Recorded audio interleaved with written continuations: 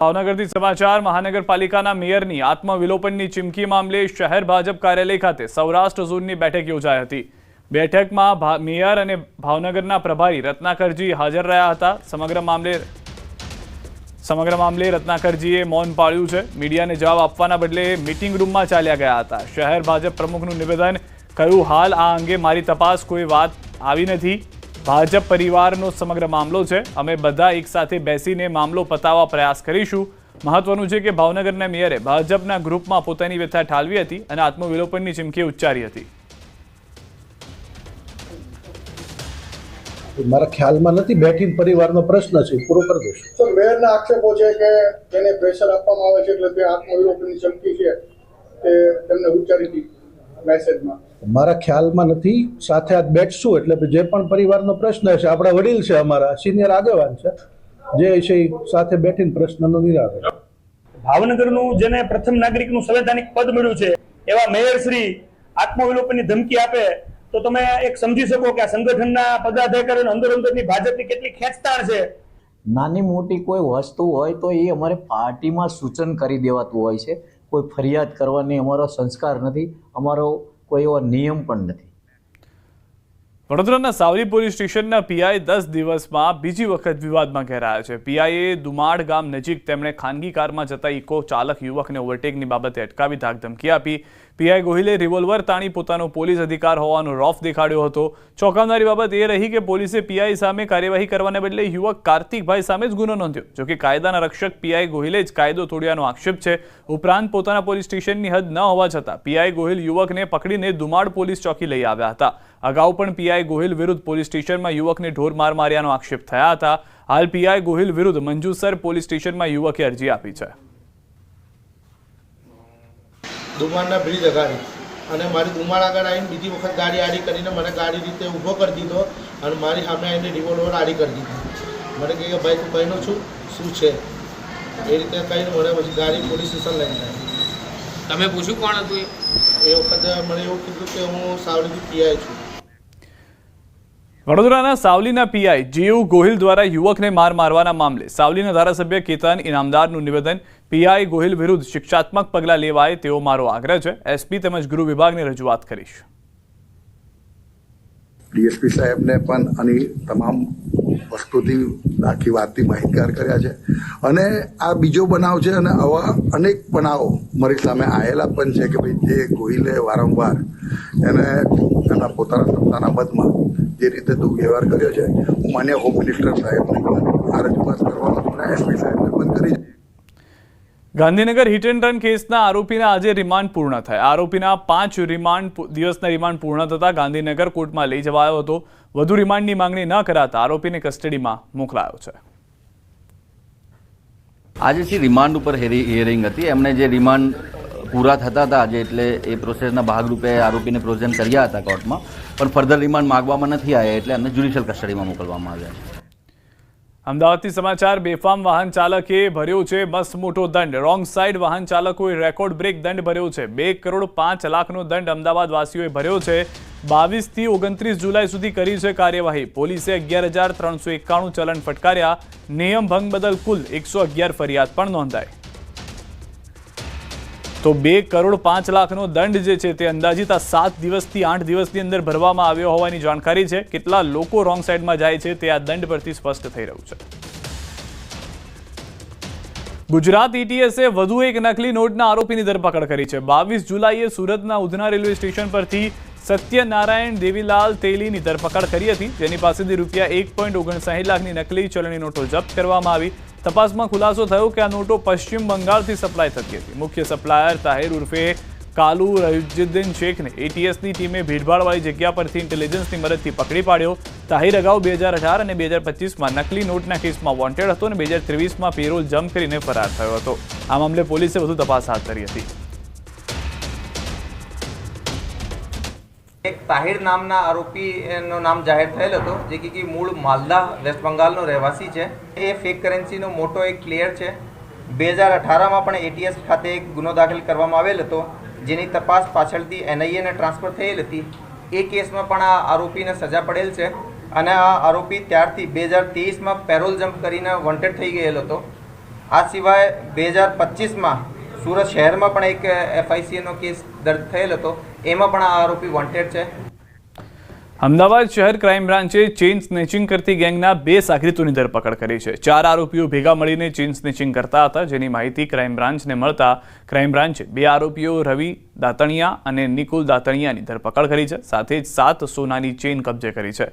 બીજી તરફ ફરાર 2 આરોપીઓની તપાસ તેજ કરી છે. પોલીસ તપાસમાં સેટેલાઇટ, આનંદનગર, નવરંગપુરા, પાલડી, એલિસ બ્રિજ અને ઘાટલોડિયા પોલીસ સ્ટેશનના ગુનાઓના ભેદ ઉકેલાયા છે. પશ્ચિમ વિસ્તારમાં હમણાંથી કેટલાક સમયથી વધુ ચેઇન સ્નેચિંગના જે બનાવો બનેલા હતા એ અનુસંધાને ક્રાઇમ બ્રાન્ચની ટીમ કામ કરી રહેલી હતી અને બાતમી આધારે 2 આરોપી પકડવામાં આવેલા છે. જે બંને આરોપીના નામ જે છે એ રવિ રમેશભાઈ દાતણિયા, જે શંકર ભુવનના છાપરા શાહપુરનો રહેવાસી છે, અને બીજો આરોપી છે નિકુલ ગૌતમભાઈ દાતણિયા, એ પણ જ્યુપિટર મિલ કમ્પાઉન્ડ દુધેશ્વર શાહીબાગ શાહપુરનો રહેવાસી છે. વલસાડ જિલ્લાના પારડીના ઉદવાડામાં કાલે શોપિંગ સેન્ટરની ગેલેરી તૂટી પડી હતી. આ ઘટનામાં CCTV સામે આવ્યા છે. વહેલી સવારે આ ઘટના બની હતી. દુર્ઘટના વખતે કોઈ હાજર નહોતું, જેથી જાનહાનિ ટળી હતી. ઉદવાડા સ્ટેશન વિસ્તારમાં ગ્રામ પંચાયતનું એક શોપિંગ કોમ્પ્લેક્સ આવેલું છે. આ શોપિંગ કોમ્પ્લેક્સમાં નીચે અને ઉપર અનેક દુકાનો આવેલી છે. આ કોમ્પ્લેક્સની ગેલેરી છેલ્લા કેટલાક સમયથી જર્જરિત હતી. તેમ છતાં કોઈ કાર્યવાહી નહીં થતાં આખરે આ ગેલેરીનો આખો ભાગ છૂટો પડી ગયો. આખા કોમ્પ્લેક્સની પહેલા માળની ગેલેરી તૂટી અને નીચે પડતા રોડ પર કાટમાળ વિખેરાયો હતો. તાપીના વ્યારામાં રખડતા ઢોરનો આતંક. કાનપુર વિસ્તારમાં બાખડ્યા આંખલાઓ. આંખલાઓના આતંકથી સ્થાનિકો ત્રાહિમામ. પાલિકા સામે સ્થાનિકોમાં ભારોભાર રોષ.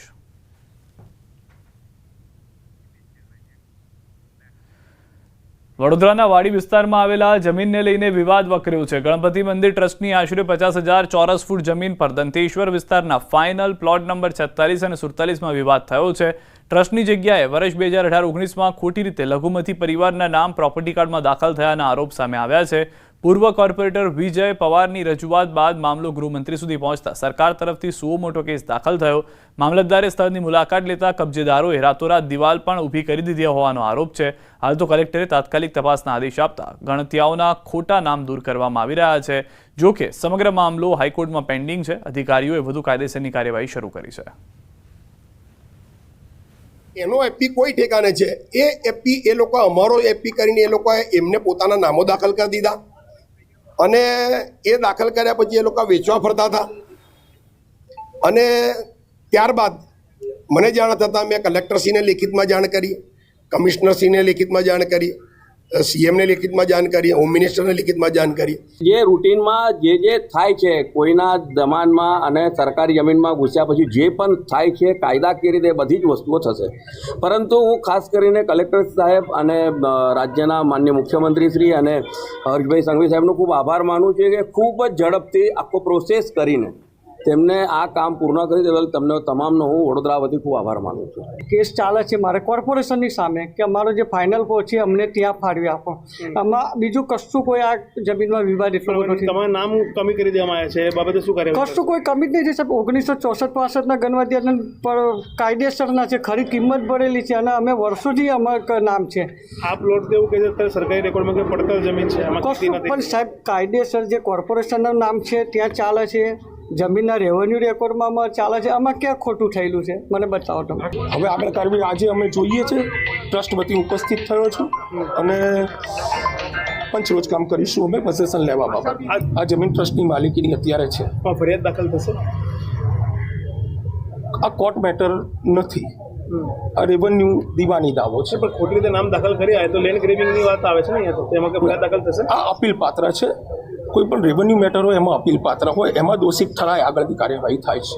વડોદરા શહેરના વાડી વિસ્તારમાં ગણપતિ મંદિરની જમીન પર શરત ચૂકના કારણે લઘુમતી સમાજના લોકોના નામ જે છે તે ચડી જતા આ જે જમીન છે તેનો ભારે વિવાદ સર્જાયો હતો.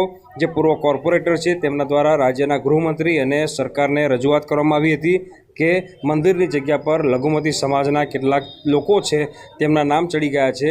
ત્યારબાદ જે ફરિયાદ મળી અને સરકારે આ જે પ્રક્રિયા છે તે શરૂ કરી અને જે લઘુમતી સમાજના લોકો છે કે જેમના દ્વારા જમીન પર કબજો કરવામાં આવ્યો હતો તેમના નામ જે છે તે એક બાદ એક કમી કરવામાં આવ્યા હતા અને અત્યારે સરકારી તંત્ર અહીંયા પહોંચ્યું છે.